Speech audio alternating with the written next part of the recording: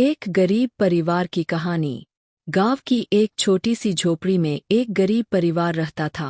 परिवार के सदस्य थे पिता रामू, माँ श्यामा और उनके दो बच्चे मुन्ना और गुड़िया।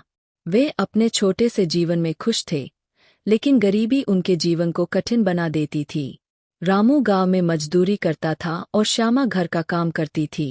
मुन्ना और गुड़िया शाम को खेलने जाते थे। वे अपने माता पिता की मेहनत देखते थे और खुश रहने की कोशिश करते थे। मुन्ना और गुड़िया को पढ़ाई का बहुत शौक था। वे अपने पिता की कमाई में से थोड़ी थोड़ी बचत करके खरीदी गई किताबों से पढ़ते थे। वे दोनों जानते थे कि शिक्षा ही उनके जीवन को बेहतर बना सकती है।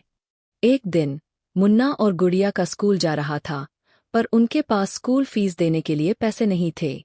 रामू और श्यामा बहुत चिंतित थे। फिर भी उन्होंने हिम्मत नहीं हारी और अपने बच्चों के भविष्य के लिए संघर्ष करने का फैसला किया। रामू ने और अधिक मेहनत करने का फैसला किया और श्यामा ने खेती में मदद करने का काम शुरू किया। उनकी मेहनत रंग लाई। मुन्ना और गुड़िया को स्कूल भेजने के लिए पैसे इकट्ठा हो गए। बच्चों ने अपने माता पिता की मेहनत को देखा और वे अधिक समर्पित हो गए।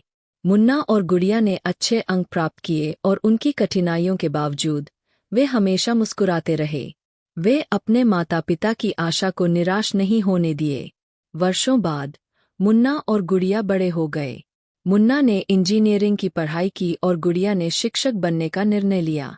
उन्होंने अपने माता पिता की सच्चाई को समझा और उनकी समर्पण को सम्मानित किया। वे अब अपने परिवार को समर्थन करने में सक्षम थे और उन्होंने अपने माता पिता के लिए एक नया घर बनवाया। रामू और श्यामा की आंखों में आंसू थे, लेकिन ये आंसू खुशी के थे। अंत में उनका संघर्ष और समर्पण उन्हें उनके सपने साकार करने में मदद करा। यह कहानी हमें यह सिखाती है कि कठिनाइयाँ सिर्फ अस्थायी होती है। अगर हमारी संकल्पना मजबूत हो तो हम किसी भी समस्या को पार कर सकते हैं।